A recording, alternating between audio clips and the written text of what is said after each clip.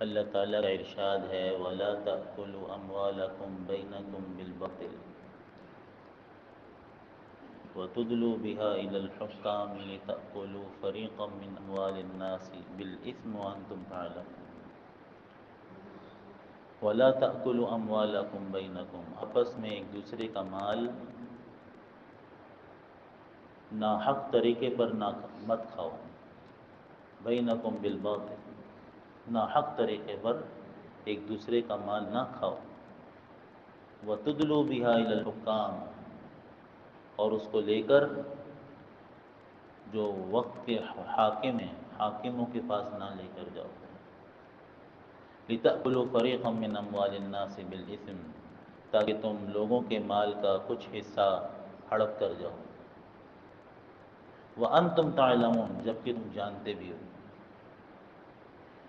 تو لوگوں کا مال ناحق طریقے سے کھانے کی بہت ساری صورتیں ہیں، اور آج کل کے اس دور میں تو اتنی ساری صورتیں ہیں جس کی حد کوئی نہیں۔ لوگوں کا مال ناحق طریقے پر ہڑپ کر جانا، ہضم کر جانا، کھا جانا، اس میں سے ایک طریقہ تو یہ لکھا ہے علماء نے کہ حاکم میں جو وقت ہے، جو حکومت ہے، اسے کچھ مال پہنچایا جائے، رشوت دی جائے، تاکہ لوگوں کی جائیدادوں پر قبضہ کر لیا جائے۔ دوسرا طریقہ یہ لکھا ہے کہ کسی بھی حکومت میں، چاہے وہ کسی بھی ملک کی حکومت ہو، انہوں نے کوئی قرآن حکیم کے خلاف کوئی قانون بنا لیا کہ مثال کے طور پر بہنوں کو حصہ نہیں دینا، تو حکومت کے قانون کی آڑ لے کر یہ بہنوں کو حصہ نہیں دیتا، تو یہ بھی مال ہڑپ کر جانے والوں میں سے ہے۔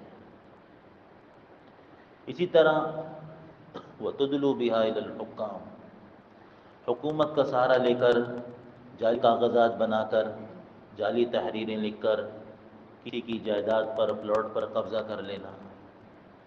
یہاں ہمارے نمازیوں میں بھی بہت سارے ہیں جنہوں نے کہا ہے کہ ہمارے پلاٹوں پر قبضہ ہو گیا ہے، ہماری جائیدادوں پر قبضہ ہو گیا ہے، اور ان کے پاس فائلیں بھی ہیں، ڈپلیکیٹ فائلیں بھی بن گئی ہیں، پتہ نہیں کیا کچھ ہو گیا۔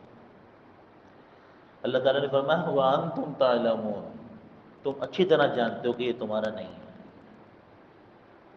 قبضہ کیا ہوا ہے تم نے۔ اس کی ایک صورت یہ بھی ہے کہ کرائے پر مکان لیا، کوئی دکان لی، اب کرائے پہ دکان یا مکان لے کر اس پہ ایسا قبضہ کیا، جب مالک مکان یا مالک دکان گیا، کہا کہ بھی خالی کرو، کہتے کیسے خالی کروں، یہ تو میری ہے،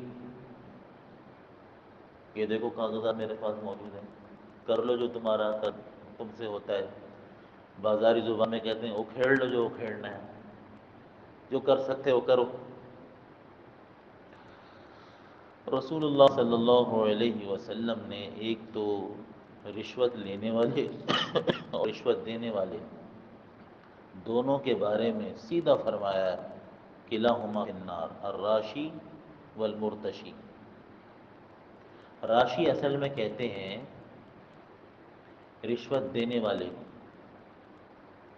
ہمارے معاشرے میں رشوت کھانے والے کو راشی کہہ رہے ہیں، یہ غلط ہے، اس کا فرق سمجھنا ضروری ہے۔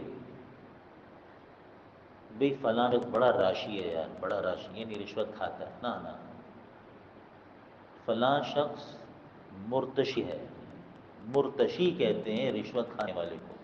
اور نبی صلی اللہ علیہ وسلم نے سب سے پہلے فرمایا الراشی، رشوت دینے والا، یہ نمبر 1 پہ، پہلے اس کی باری آئے گی۔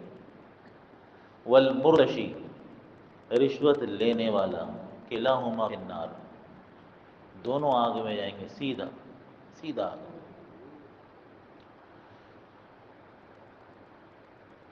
ایک طریقہ تو یہ ہے کہ آپ نے واقعی سگنل توڑا ہے، یا آپ نے سیٹ بیلٹ نہیں لگائی، جس پر پولیس والے نے آپ کو روکا، آپ نے چند پیسے نکالے اسے دے دیے اپنی جان چھڑانے کے لیے، 100 150 پر ڈیل ہو گئی،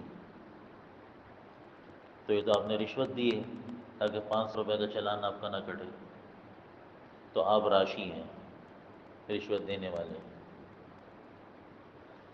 سیدھا سیدھا اس سے کہو بھائی چالان کاٹو، میری غلطی، ورنہ تو آپ راشی ہیں، سیدھا آگ میں آپ راشی۔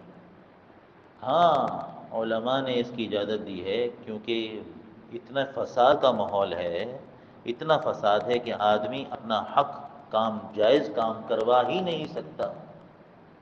آپ کی زمینیں پڑی رہے گی 10 سال بھی، 20 سال پڑی رہے گی، پکی باتیں ہیں یہ۔ تو ایسی صورت میں اپنا حق وصول کرنے کے لیے، میری جائیداد ہے، میری پراپرٹی، میرے آباء اور اجداد کی، اگر ان کے منہ میں، ان مگر مچھوں کے منہ میں کچھ نہیں دیا تو میرا تو حق چلا جائے گا۔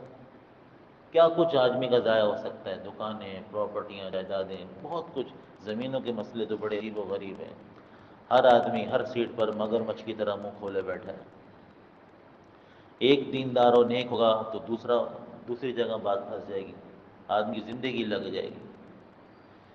تو اس میں علماء نے کچھ گنجائش نکالی ہے کہ اگر کوئی شخص دے دے تو اس کی گنجائش ہے اپنا حق حاصل کرنے کے لیے، ورنہ تو الراشی پہلے دینے والا۔ اور بہت فخری طور پر بتاتے بھی ہیں، مثال کے طور پر کسی شادی میں آپ گئے، تقریب میں آپ گئے،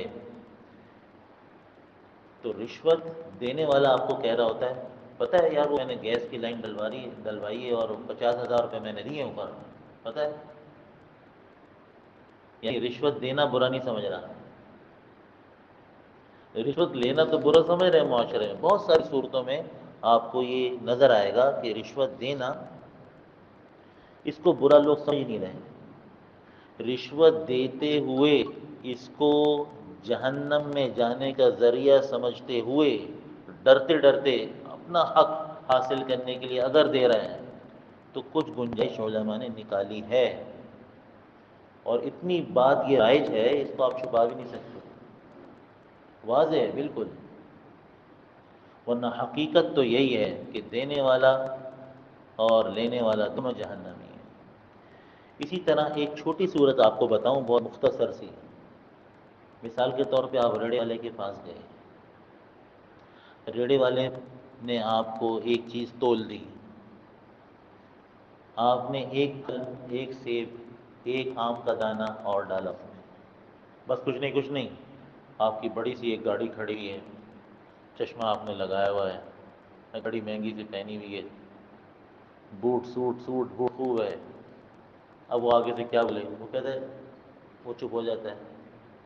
زبردستی آپ نے ایک دانہ ڈالا ہے اس کے مال میں سے، زبردستی۔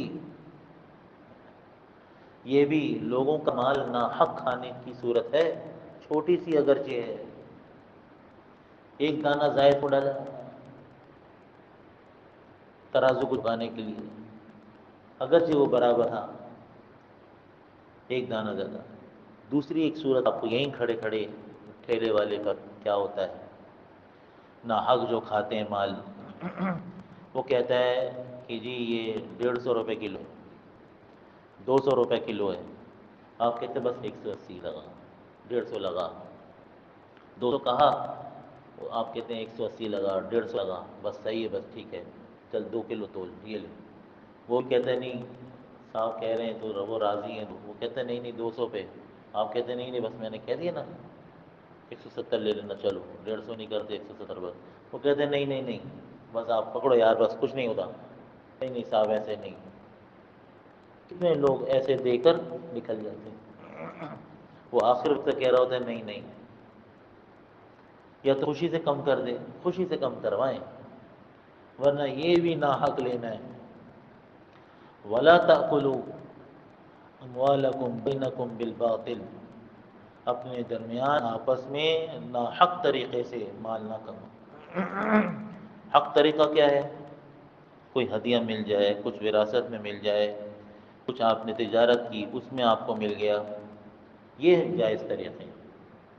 اس کے علاوہ اگر ناجائز طریقے سے مال آتا ہے اور گھر بیٹھے مثال کے طور پر کسی ٹریڈنگ کی وجہ سے اور ناجائز بھی ہے، تو یہ سب ناجائز طریقے ہیں، یہ سب جہنم میں لے جائیں گے آپ۔ جناب نبی اکرم صلی اللہ علیہ وسلم نے تو یہ بھی ارشاد فرمایا تھا کہ ہو سکتا ہے تم میں سے کوئی شخص فصیح اللسان ہو، اپنا مدعا بڑے اچھے طریقے پر بیان کر سکتا ہو، اور میں خود، حضور فرما رہے ہیں، میں خود اس کے بہترین طریقے انداز بیان سن کر اور اسے گواہ دیکھ کر میں یہ سمجھوں کہ یہ زمین اسی کی ہے اور میں اس کے حق میں فیصلہ بھی کر دوں، تو اچھی طرح سمجھ لینا میں نے اس کے لیے جہنم کی آگ کا ٹکڑا کاٹ کر اسے دے دیا۔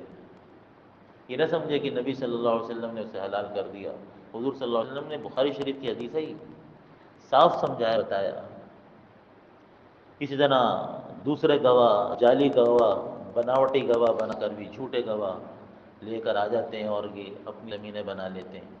تو مسلم شریف کی حدیث میں بھی ہے، حضور اکرم صلی اللہ علیہ وسلم نے ارشاد فرمایا یہ جھوٹے گواہ سیدھا جہنم میں جائیں گے، سیدھا جہنم۔ اور وہ زمین لینے والا بھی، اگرچہ حکومت نے ان کو یہ الرٹ کر دی، قبضے کی زمین، یہ سیدھا جہنم میں جائیں گے، اپنے حج کے باوجود، اپنی نمازوں کے باوجود، اپنے زکوٰۃ کے باوجود، وراثت میں ماں باپ کا یا بہنوں کا یا چھوٹے بھائیوں کا یا یتیموں کا حصہ کھانے والے سیدھا جہنم جائیں گے۔ نہ حق طریقے پر لوگوں کا مال ہڑپ کر دینے والے، ان کی کسی صورت میں بھی نجات نہیں ہے، الا یہ کہ مرنے سے پہلے توبہ کر لیں، اور جن جن کا مال دبایا ہے ان سے یا تو معاف کرائیں یا انہیں ادا کریں، پھر تو جان چھوٹ سکتی ہے۔ ورنہ ایسے لوگوں کا جنازہ پڑھنا جن کا یہ گناہ کھلم کھلا عام ہو، لوگوں میں رائج ہو، لوگوں کو پتہ ہو، ایسے لوگوں کا جنازہ اہل اللہ، علماء اور خطباء، ائمہ کو نہیں پڑھنا چاہیے، عوام الناس پڑھ پڑھا کر دفنا دیں۔ الحمدللہ رب العالمین، جزا اللہ عنا محمدا ما هو اہلہ۔